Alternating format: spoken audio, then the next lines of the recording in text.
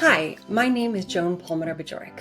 I'm on a mission to decrease fluffy hype and talk about the people actually building an AI. Anyone can build an AI, including you. Whether you're terrified or excited, there's been no better time than today to dive in. Now is the time to be curious and future-proof your career, and ultimately, your income. This podcast isn't about white dudes patting themselves on the back. This is about you and me and all the paths into cool projects around the world. So what's next on your AI roadmap? Let's figure it out together. You ready? This is Your AI Roadmap, the podcast. Hey folks, this is Joan dropping in to say hello. I'm so excited to share with you this episode with me and Peter. Peter and I met at a conference just a few years ago where I saw his work on the intersection of AI and law. And whoa, I have been working out and thinking about this episode. It has blown my mind. Not that the other episodes haven't, but because this is a part of the field I don't think about very often, it really expands my understanding of AI in different domains. And I think it really could expand your mind also. Maybe you're a lawyer and you're like, hey, I already know this. Okay, well, good for you. The rest of us are learning also. And that's what this podcast is about. I will say as a disclaimer, neither me nor Peter are giving you direct legal advice. That seems obvious, but we're really thinking about how you think about changes in fields, changes in the legal field, medical field, etc., etc. So get ready to laugh, hopefully, with us. Here's some amazing examples of what we're talking about and the changes in the field, and the way you could interact with the law may radically change in the next few years. Ready? Let's dive in. Fabulous. How you doing? Good. Long time no see. I know, it's been a minute, almost exactly I think it was a year. May of last year in San Diego. Okay, yeah. Well, it's good to see you. How's it going? Good. Yeah. I took a new job, so it was one of these things. Be careful what you ask for. I got everything I wanted plus more. Whoa, that's exactly what we got like. the title I wanted, and I got the position and the salary and all the perks. So really worked out well. Congratulations. Thank Well, you. having seen your work in San Diego in person, I was like, ooh, Peter's cooking. So that's amazing. Well, would you mind introducing yourself, your name, your title, your current company? Sure. Well, thank you for having me on the podcast today. My name is Peter Geovanes. I am the Chief Innovation and AI Officer at the law firm of McGuire Woods. Cool beans.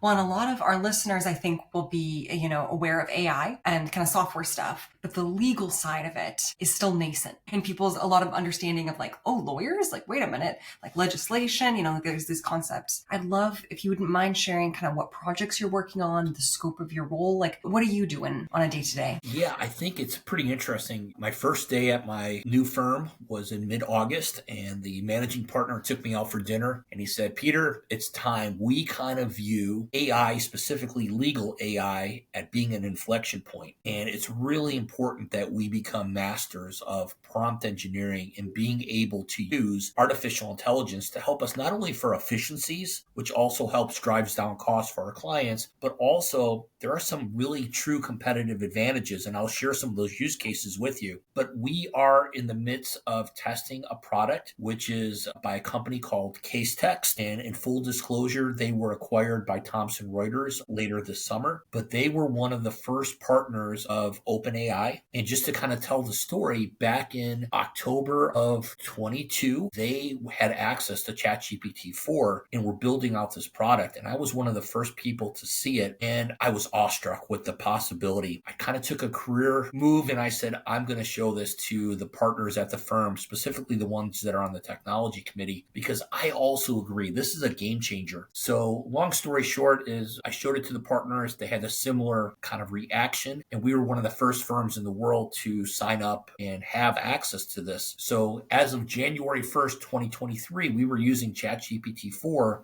that had been specifically fine-tuned for legal. It had used RAG as an opportunity to have it focused just on cases and statutes and regulations that were updated on a daily basis. And if it didn't know the answer, it would not hallucinate. It would tell you, I don't know the answers. And as you can imagine, for any law firm, the biggest concern is data privacy and always protecting attorney-client privilege. And this tool met all those safeguards as well. Nice. So long story short, I was the first one to start it at one firm. I got hired by my new firm to do the same thing. And it's been a fantastic journey. So I've got about 100 attorneys that are testing the tool, both transactional attorneys and litigators.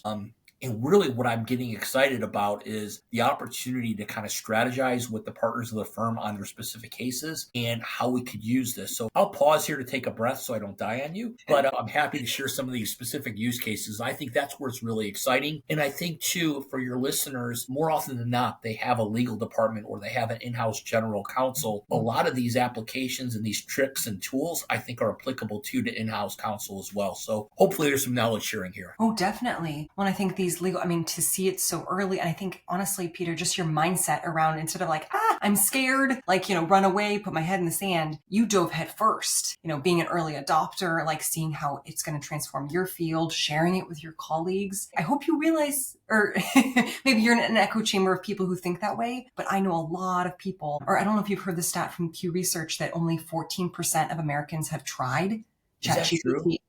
Yeah. So that was as of last like the last 400 days of my life, that's all I've been focused on, right? It's like everywhere. Everything I read is about it. So we may be in a unique little niche. I do believe so. I think, and that was, I think, roughly 60 to 70% of people had heard about it. And then the smaller group that's tried it. And then people like you and me who are building on it, looking at APIs, understanding how it's going to take our fields in new places. But I think especially, I've only heard of a very few legal startups, use cases, firms. So it's just, I'm delighted to know you and be able to share your knowledge with other folks and so forth. So can you tell me, especially I think the kind of privacy, so many people are worried about their data. Samsung had that huge data breach that scared everybody. When people say like, hey, Peter, I'm terrified, like what kind of safeguards would you recommend or that you use in your practices? Could you talk to that? Yeah, so I think the first kind of differentiation point is there's the public chat GPTs, or whether it's Gemini or Llama, whatever you may be using, and then there are the private versions. So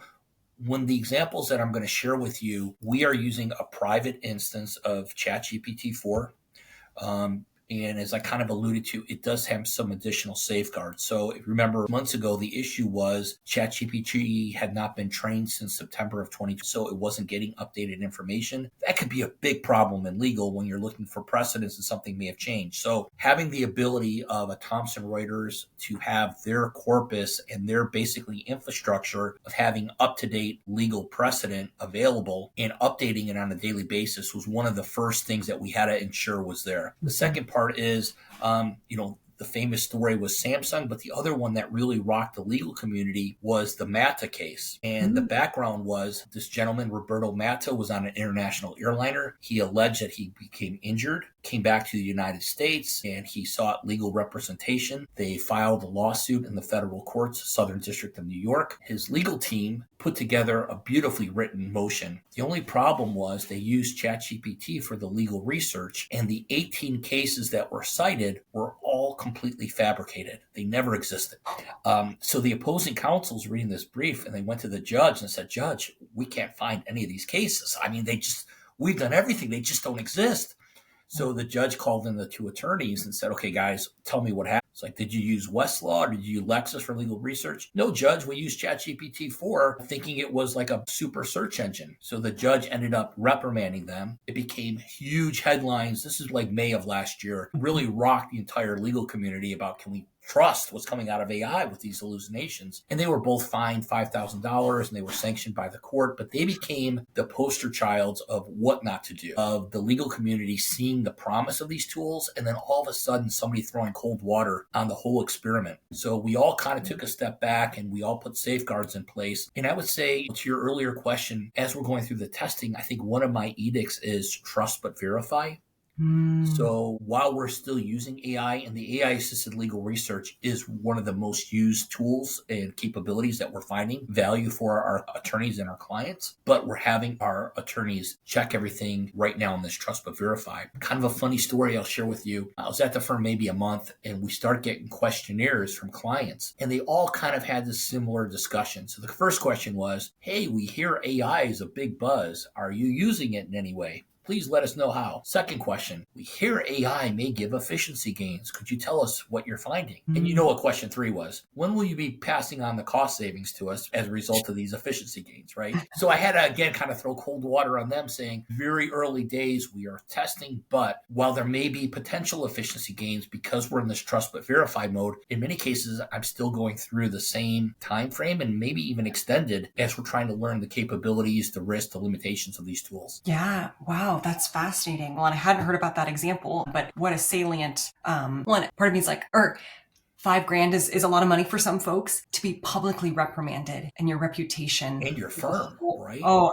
that's another ballgame. But I understand people wanting to use these tools. And I think that's one of my reasons. I don't know if you've tried Perplexity by chance. I have not. It's a really interesting tool, similar to ChatGPT, but it gives citations with links. So if you did get spit out 18 references or so forth, it would literally have the links, and you can go, I mean, these attorneys should have checked those cases. But in this case, I have never had it hallucinate a mistaken link. So it's really interesting to have citations, because of course it's like any of these are leveraging different data sets, like large language model. It's leveraging, data of some sort. And so I think that's why RAG is getting more and more popular. And as you mentioned, like up-to-date cases, quality of our data sets is crucial to them being valuable in the slightest. Otherwise, it is gobbledygook. Right? Understanding how fundamentally a large language model works. And this was one issue that came up talking with my intellectual property attorneys. They were of the mindset that as part of the training data set, that the large language model was basically keeping a snapshot or keeping a copy of all that data. And I said, no, that's not the case at all. It basically has read everything. It's made connections, inferences from it, but it should not be able to regurgitate for you verse, chapter, section of a document or something. And that was a complete different mindset for them. They were unaware that that's what was happening on a fundamental basis. So that part of education, I think also an interesting point was, so in addition to just getting the tool, it's been an amazing change management project for the firm. So in addition to giving them kind of the basics of navigating and using the tool, we also had to do responsibility and ethics training around AI for every attorney. We had to do 2 classes on prompt engineering, kind of the basics, and then more advanced prompt engineering. And then we work with them. They have a use case and we have a workshop with them. So I'll give you one example, and I just came off the phone. We have a client. We are preparing to go to court and do cross-examinations. The plaintiff's firm will be presenting 10 different experts in their field. All these experts are well known, and they have published a number of documents and in some cases textbooks on the subject. So we're on the defendant side, and as we're preparing for cross-examination, we're thinking, can we use AI and specifically our tool here at Case Text Co-Counsel to upload maybe everything they've written and give some prompts like help us identify inconsistencies. So on a very simple basis, right, on Monday, the expert said something was red, and 3 days later, they said it was blue. We want to be aware of that. And from a legal standpoint, right, for cross-examination, you can use that to impeach the expert or maybe even go against their credibility, right? You said this is never done, but a week later, you've given me 25 different exceptions when it has been done. So whatever it may be, Peters, the feedback I'm getting from the attorneys is there is so much information. We would not have the physical time or the budget from our client to be able to do this thorough of due diligence and preparation. And now we've got this new tool. So you could argue this is an efficiency gain, but I would also argue this is really competitive advantage. And you would think in the very future, going out on a limb here, I would say it would almost be professional malpractice if you didn't use these tools to the benefit of your client. Lawyers have an ethical responsibility for what we call zealous representation. And I think it's foreseeable that we're going to get there in the not too distant future where somebody will lose a case and they will bring up the point, did you use AI to support me? Did you use every tool and every technique that was available in a reasonable, I should say not every, reasonable techniques to assist me in zealous representation? So it may be, 5 years out, 10 years out, but to me, it seems foreseeable that the tools are so powerful and they can give you such a competitive advantage that that's a foregone conclusion in my mind. Absolutely. Well, it seems like these tools, I don't know how you think about them. I think about them as kind of an augmentation, and we're certainly seeing the word co-pilot come out, but it's almost like you have like 10 highly trained assistants that suddenly can go through these documents and highlight those inconsistencies or otherwise. But I totally hear you. If I had a legal issue and my lawyer wasn't using every tool in the book, trying to get me out of some serious problems, hot water, I would be annoyed. Or more than annoyed, I'd be quite angry, actually. So I think that's an interesting point of and maybe a question for you too, Joe, because you kind of alluded to it. Sure. Are you seeing AI as kind of the equalizer? Or I think I've used the example of it's almost like performance enhancing drugs, right? It's you get a young associate, you give them AI. Are they able to do of a normal person? I don't know. Is that what you're sensing as well? Gosh, I think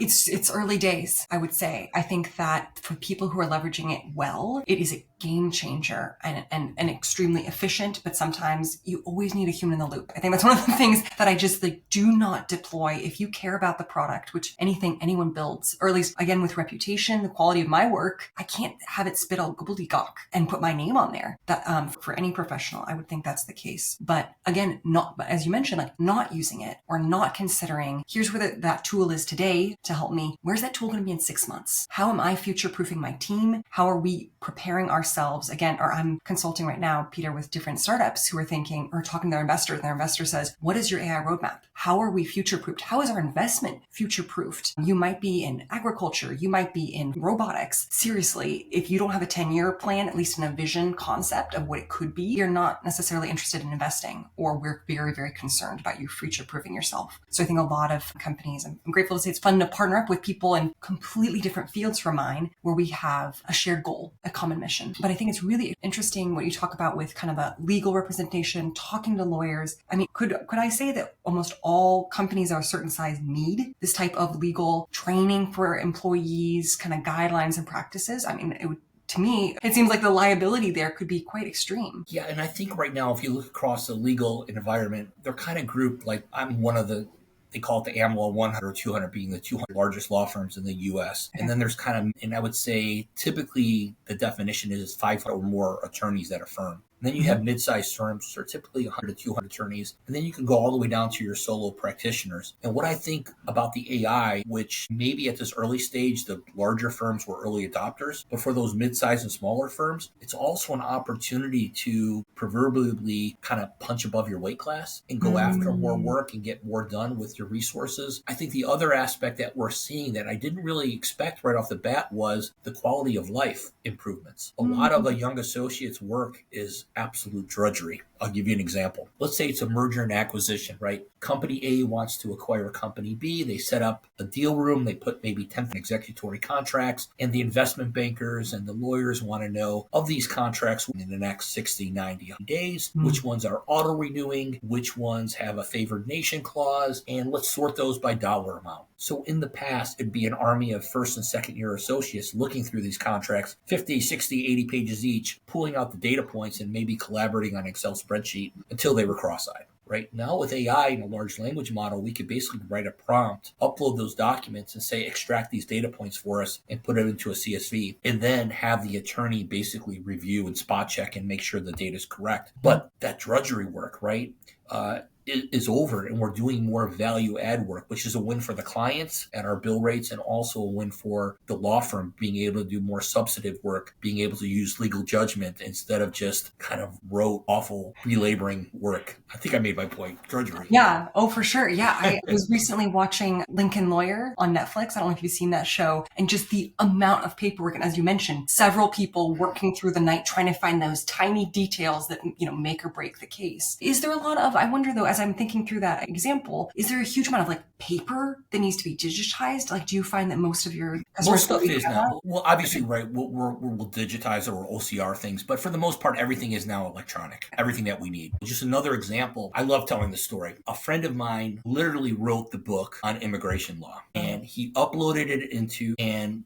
was asking questions to the book, and he said, "This is the best day of my life." I said, "Why?" He said, "For the first time, I can have a conversation with myself, and I can get that right. It's like, this is great. I wrote the book. I'm asking myself questions. I'm getting answers from the book, but having that interaction is also really powerful." So again, maybe we'll use the example of the expert witness. Maybe they published a book. You could upload that book in a PDF form or electronic version. You could ask specific questions. How did the expert opine on X, Y, or Z, and be able to prepare yourself? I think the other thing that we're really finding powerful is the large language model's ability to summarize. So from a legal context, let's say the SEC comes out with a new regulation tomorrow. Maybe it's 60, maybe it's 90, maybe it's 300 pages long. The ability to have that large language model summarize it in a very accurate fashion and allow the lawyer basically to what's changed or what the implication is for my client. Not only does it allow them to synthesize that information much more quickly before they go out and read it, but also I think just being more agile, right? I can read it, I understand from the summary what the impact is, then maybe I put another couple paragraphs below that summary and I write the impact. This is what I think it's going to mean for the agriculture community or for investment bankers. This is what this means today. We should probably have a further conversation on this. But the ability for the attorney to be almost in real time acting as that fiduciary for their clients and being a step ahead and alerting them to this change and this is what the implication is for you, that's something that just wasn't possible before. So I really embrace AI as being that change agent for us. Absolutely. Things I implicitly hear of these examples you're giving is kind of this plain language, like reducing these hundreds of pages to something that's potentially readable and consumable in a shorter amount of time, but also kind of hear the democratization of these legal texts, massive amounts of jargon, to something that's consumable and actionable. Do you think that potentially, as you mentioned, kind of these early stage folks who are working on their careers, who are going through the drudgery, do you feel like that may shift the role of lawyers in the future or kind of how people prepare their legal practices? Yeah, I think that's a really fascinating question. And we kind of are struggling with it now in our firm is, do you need to walk the proverbial miles in the shoes of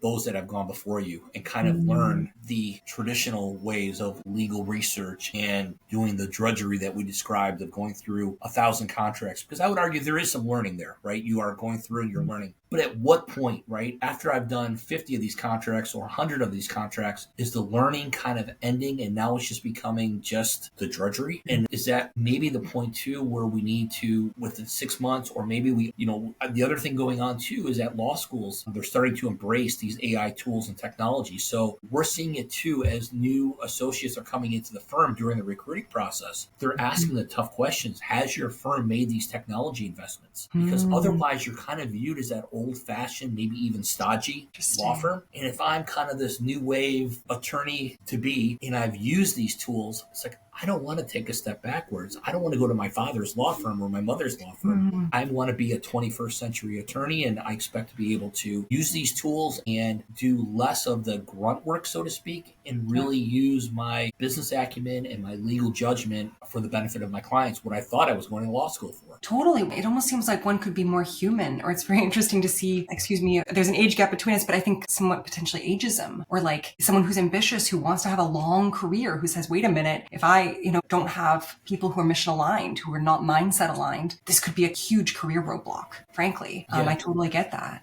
And it's interesting that you brought that up too, is I had some people at the firm, some of our paralegals came up to me and said, listen, we're hearing that these tools can summarize. That was tasks that we used to do or still do. Are we worried? Are we going to lose a job? And I guess my thought to them was, I would embrace this opportunity. I have license here. I want to train you on these tools. I need kind of that grassroots champion as we roll this out to the entire firm. I don't want you to be scared of it. I think it's an opportunity for you to learn the capabilities of these tools, but more importantly, become an expert in prompt engineering and make yourself invaluable to these case or matter teams going forward. But if you don't do that, I think the writing's on the wall. I think that fossilizing and kind of expecting it to stay the same is the axe. I would agree. And I've certainly worked on projects where we're creating bots, automating things. And suddenly they're like, wait a minute, is Lisa, Mark, are these people losing their jobs? And I'm like, do they like doing that drudgery of, answering phones or whatever? Like, can we please upskill Lisa to be doing something more in her zone of genius? I think there's a huge opportunity, especially if we know she's a hard worker. Like,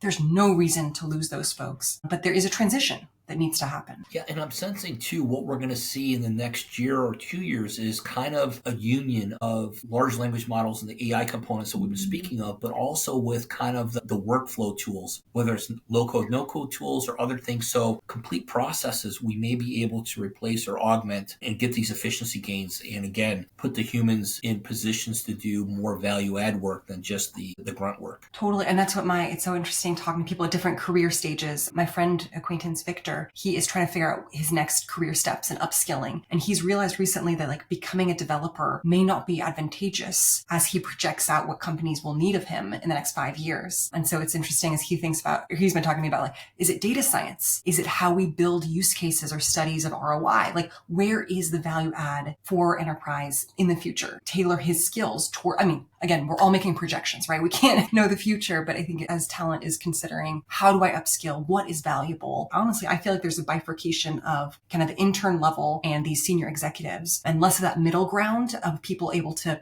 pivot and that mid-level. It's harder, I think, for, at least that's what I'm seeing on my side. Harder for people. To your point about coding, I think it's an absolute amazing development to be able to go to Copilot or GitHub and basically describe what you're looking to do and have it give you Python code or even an Excel macro for what you wanted to do.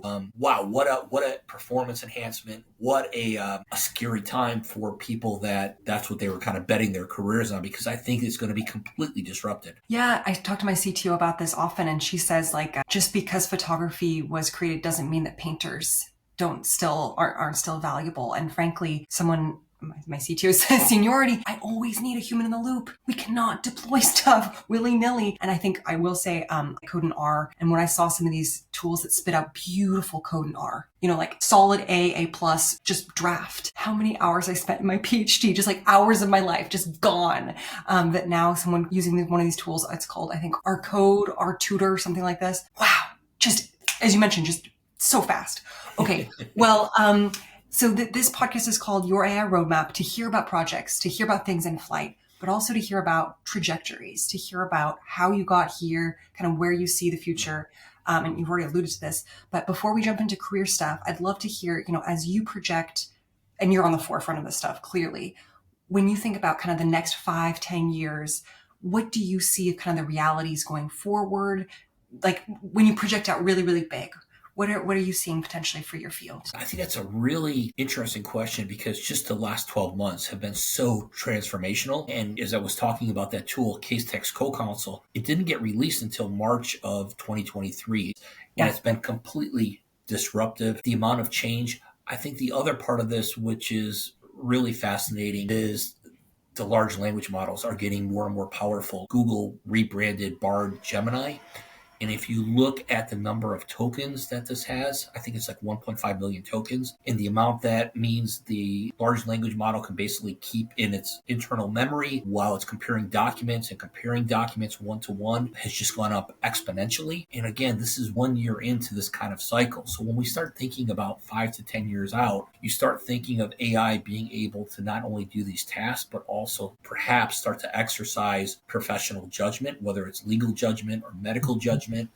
Kind of opine on subjects. I think a lot of the information that we do today for preparing for trial will be able to be automated, but to your point, it's always going to be the skill of a trial lawyer communicating and advocating. If you remember when we were in San Diego at a Chief Data Officer conference, I presented one use case, which was kind of scary, where AI was basically kind of in the judge's role, where it was doing some sentencing, which is a really scary thought. But this was a Wisconsin case from 2016.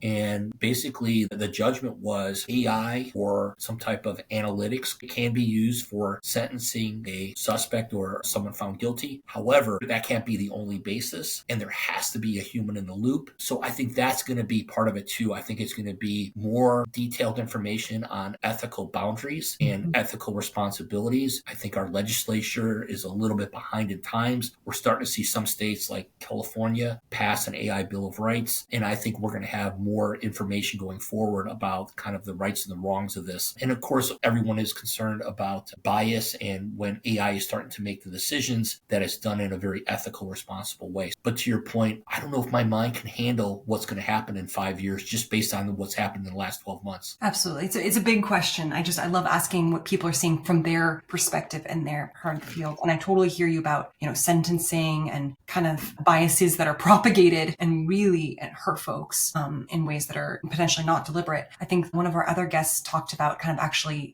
maybe neutralizing bias actually and being used in the medical field for, unfortunately, there's many, many biases, especially in Black women's pregnancies and so forth, and kind of pain mitigation, these systemic issues. But if there is a tool that is far more equitable and is an intervention tool to say, hey, this patient has mentioned X number of times that they are in pain, this tracks with some kind of analytics of this is escalating. We need to take intervention that potentially, I think there are so many opportunities to use these in a different safeguard way to help advocate for patients, for example, in this context, and in a way that unfortunately in our medical system here in the US still really, really needs that triaging, because humans do have bias. We all have different biases, and really working to make the world a more equitable, safe place for everybody is, I think, if we create those tools correctly, can live into our best values.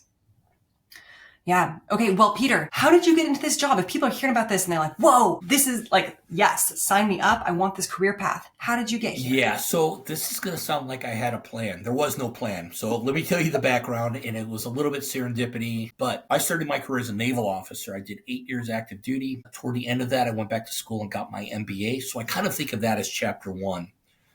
Chapter 2 then was a 20-year consulting career working at firms like Accenture and PwC. But where I really got lucky was, I'm going to age myself here, from 2000 to 2005, I accepted a role for an analytic company called SPSS. You may know of SPSS and SAS as kind of the two industry leaders back in the day that kind of created the whole field that we would consider today data mining or data science. So I really got in at an early level, and it was funny, back in 2001, 2002, we'd be elbowing each other saying, I think this is the year this analytics AI thing is going to take off, right? Who knew? We were literally 20 years ahead of the curve. But that was, just like I said, it was a PhD level education from some wonderful thought leaders in the field. Really got me on this kind of analytical, data-driven path. And I would say it was probably the most career-defining job that I had. All my jobs subsequently after that in consulting were all still around data and analytics and helping Fortune 1000 companies kind of the ideation and implementation of business analytical solutions. So jump ahead toward the end of that 20-year period.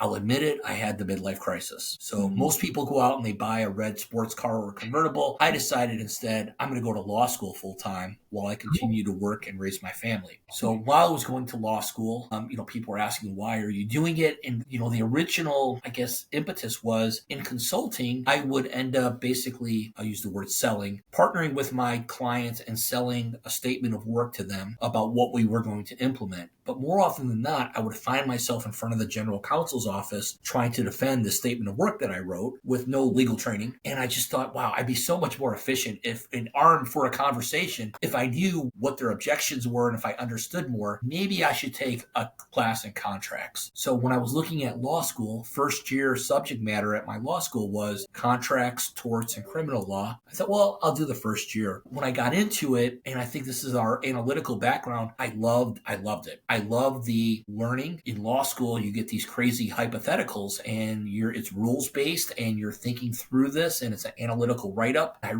was like puzzles to me, and I really, really enjoyed it in a very hedonistic way.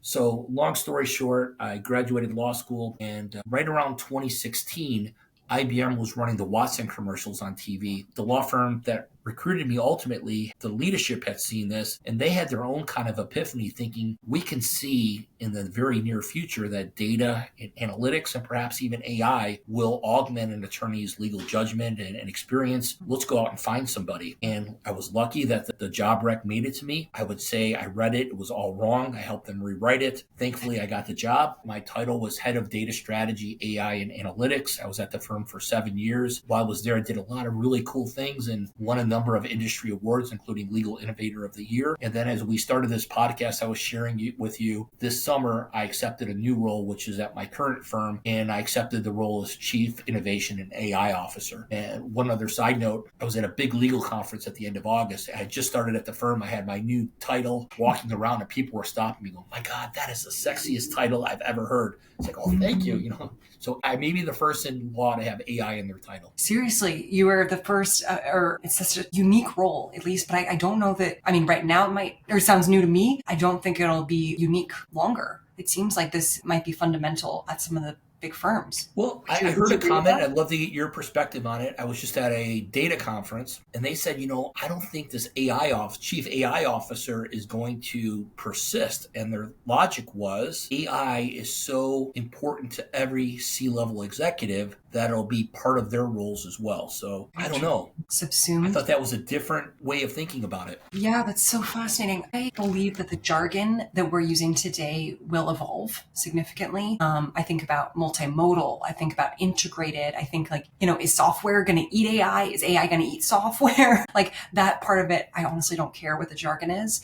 But I do have seen different roles, chief data officer, chief AI officer. And as you mentioned, some of these job roles, someone's thought through. I know they have their stuff together. Other ones, I'm like, there's nothing about PII. There's nothing about ethics. There's nothing about legal protections, for example. And I'm like, it's clear that whoever wrote this and deployed it has no idea what they're up against. And frankly, that scares me. But also I think again, there needs to be a human in the room saying, here's our agenda, here's our strategy, here's how we're rolling this out. And we need to be at the forefront to look at legislation that's coming down the pike for our field and being on top of it and having team members who are actively working on it. So at least in the next 5-10, I'll make you can quote me on this now. I think that type of role on the C-suite, invaluable. And is not a CEO role. There is vision related to it, but there's grunt work, unfortunately, at least at the moment, to operationalize those data analytics protections. To me, that's a role and that's a team. Yeah, you used the word multimodal, and what popped in my mind in the role that I'm in now, it's very much multidiscipline in the sense that if you look at my career, like I said, it wasn't planned out. I'm happy where I am right now, but it's really a culmination of all my experiences. So I look at my experience as a business consultant and building my business acumen, my technical chops from analytics and AI and NLP, just having empathy for people and being able to change management and communication. And it's really an amalgamation of all those skills, which is allowing me to kind of lead the charge in this brand new wild frontier that we're in. Well, and it's so interdisciplinary. I think, Peter, especially as you talk about the having all these legal documents, done faster potentially, but be able to be more human or have that emotional intelligence with a client. It seems to me that, as you mentioned, why do lawyers even get into this? It's, I don't know, maybe it is the paperwork side, but potentially also to work with people and advocate for different causes you believe in. It seems with these changes, one could be more human, leverage that interdisciplinary and execute different projects better, is what, at least what I'm hearing from Yeah, and I think the other part that you kind of alluded to too was the need for transparency. So not only within our firm of how we're using these tools, and part of that is kind of champion these new best practices that we're learning and that are constantly evolving, but also with our clients, keeping them in the loop, letting them know that we're uploading data. In some cases, it could be considered sensitive data, but we're taking these precautions like Gabe. We're reading through tens of thousands of documents and we're able to find the proverbial needle in the haystack, which is going to give you the best representation going forward. But having that dialogue, and I guess that was one of the surprises in my role. I thought it would be much more technical, my role, but I find myself kind of being that evangelist, that educator internally and externally to the firm as well. Well, it's also, I think, one of your superpowers, your ability to translate huge technical things to a broader audience. That's amazing. Well, if people are interested in this field, I just heard the number of degrees you have. Do you think people will be needing law degree, MBA? What type of background do you think folks might need to pursue? So again, going back to my time, and again, I'm going to date myself 20 years, but when I was really at the very forefront of predictive analytics, we kind of walked away with this thought that you could become a data scientist and add value, but if you could also build up your business acumen or combine that with, in my case, legal acumen, that's when the real magic happens. And that's what my recommendation would be is absolutely, I would encourage encourage people to, if their aspiration is to be a data scientist, but you're really going to learn more too working at an organization and talking to the business people and understanding the business challenges that they have and be part of a cross-functional team and contribute that way. That's where I think the career growth is, and that's where I think the real opportunities are in the future. Absolutely. That makes sense. Well, you've mentioned this software several times. I don't know if it's an investment tip or otherwise, if they've already IPO'd. They have. Thomson Reuters bought them. Have they? Okay. When you think about the shape of your team and who, people-wise is needed, what is your current shape of your team today? You mentioned 100 folks maybe around you, or what is the shape of your team today? So the law firm itself is about 1,000 attorneys, and I have 100 of those attorneys actually actively working with me as kind of early beta testers. Cool. Some are litigators, some are transactional attorneys. But as far as my team today, again, it's a cross-functional team. So in a law firm setting, I have IT project managers and IT folks that are working with me. I have people from our learning and development team. I have people that are trained as legal librarians, and I also have some of the paralegals. And part of that is I want that entire team to walk away from this beta test experts in not only the software, but understanding the capabilities and really learning the nuances of prompt engineering. Because if the prompts are wrong, garbage in, garbage out. It's really that important. And I think we're all learning together, right? A year ago, I don't even think that word prompt engineering was in anyone's vernacular. And now it's talked about commonplace, but we're still learning. And, one of the tricks or tips that I've been giving people is if you ever used, it was kind of like a grade school game. They called it Mad Libs. And it would be a sentence and I need an adjective here or I need a proper noun. But if you kind of use your prompt engineering like that, it works very well. Or my daughter is a theater major, and I use the analogy of a director talking to an actor, and you're kind of setting the stage. Like the actor wants to know, what's the stage? What's my motivation? Tell the large language model, right? I'm an attorney. I've uploaded a number of documents. I'm going to be cross-examining a witness in this case. I'm interested in finding inconsistent statements that this person may have said over the course of time. Basically, set the stage in your prompt, and it's amazing what you get out. And then I think the other thing that we kind of stumbled upon is what we're calling meta prompting, where you're using the large language model to help you craft the prompt. So you basically say, help me, assist me in crafting a prompt. I'd like to do kind of the following and kind of spell it out in natural language. And it's amazing what you get back. And I think that's you're starting to see the complete power of the 360 of the AI, where it's actually running the prompt for you to run the prompt. Right, because that blank slate is one of the hardest things, just like a blank piece of paper. It's like, where do I even start? How do I get the best outputs from you? Right. That's amazing. Well, as you think about, if people are listening to this and they're like, whoa, I don't know if I'm getting an MBA and a law degree and Peter's got a cool gig. What do you look at for people you're hiring?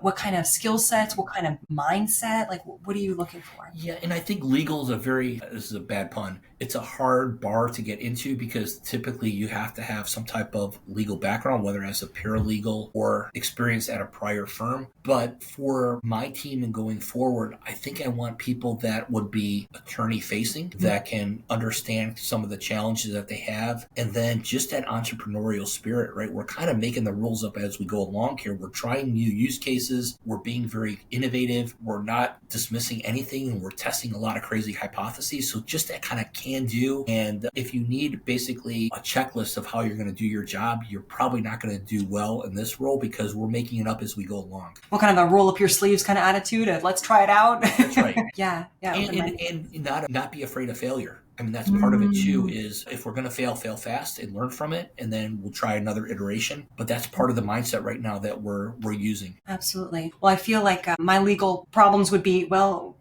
safe in your hands. And with that kind of mindset, I do wonder, have you consulted with government? I feel like as you talk about the way you're shaping this practice in your company, are there opportunities to have this value in other places? Yeah, so that's a really interesting question too, is I was honored to be asked to speak at the American Bar Association on a panel on AI. Our firm also has, we call it a consulting division, but it's basically working in DC with different representatives for different states and advising them too on some of these AI policies that are going forward. So a lot of the little work that we're doing and the things that we're doing with clients and the feedback that we're getting, we're able to basically feed in for the good of the. So that's very good. Yeah, thank you for your work. I'm extremely grateful because this stuff, I feel like on the legislative level, at least, seems so slow compared to on the ground. That's honestly one of the reasons I have this podcast is there's so much hype. There's so much discussion, but are people actually building? Are they running those experiments? Are we learning things? Are we failing? Are we talking to customers? I think that's the real hands-on is where the deep learning happens. And then the legislation seems to be totally divorced, at least in my field right now. It's kind of the wild, wild west. So any advice you might give for folks who want to learn more, want to upskill? Yeah, I think, two things that come to mind is I just read everything I can. It seems like every day, whether it's the Wall Street Journal or Barron's or whatever your newspaper of choice is, there are really interesting AI stories. The business of law, we talked about Samsung, we talked about the Mata case. That's where they were all published first. The copyright infringements with New York Times and OpenAI. I think those are really fascinating things to kind of watch and see how they develop. The other is, I'll put a plug in, is I love like the Coursera's and the Udemy's of the world. The ability for relatively small amount of money, especially catch them when they're on sale, but to get really good quality information about natural language processing. And years ago it was BERT and now large language models and understanding how they work. I just see that as just an invaluable resource in this world that things are changing so quickly, just to keep relevant. Absolutely. I couldn't agree more. Well, if people hear about this and they're like, whoa, I need to learn more, I need to follow these resources, our show notes will have a lot of these. But where can people find you? Oh, I am on LinkedIn. Feel free. Please connect with me. That's probably the easiest way. Yeah, absolutely. Well, thank you so much for sharing your time and expertise. This has been fascinating. I feel like my mind is just going to swirl on this all day long. Any last things you might want to mention? No, my thanks go to you. I mean, we had just kind of a brief encounter at a conference and you were so kind to follow up, and I appreciate you for reaching out. It was my pleasure. Absolutely. Well, thank you so much for your time. It was great to catch up. Have a good rest of your day. All the best. I hope to see you soon. Absolutely. You too. Well, bye-bye. Cheers. Bye. Oh, gosh, was that fun? Did you enjoy that episode as much as I did? Well, now be sure to check out our show notes for this episode that has tons of links and resources and our guest bio, etc. Go check it out. If you're ready to dive in to personalize your AI journey, download the free Your AI Roadmap workbook at yourairoadmap.com/workbook. Well, maybe you work at a company and you're like, hey, we want to grow in data and AI, and I'd love to work with you. Please schedule an intro and a sync with me at Clarity AI at higherclarity.ai. We'd love to talk to you about it. My team builds custom AI solutions, digital twins, optimizations, data, fun stuff for small and medium-sized businesses. Our price points start at 5, 6, 7, 8 figures, depends on your needs, depending on your time scales, etc. If you liked this podcast, please support us. Can you please rate, review, subscribe, send it to your friend, DM your boss, follow wherever you get your podcasts. I certainly learned something new, and I hope you did too. Next episode drops soon. Can't wait to hear another amazing expert building in AI. Talk to you soon.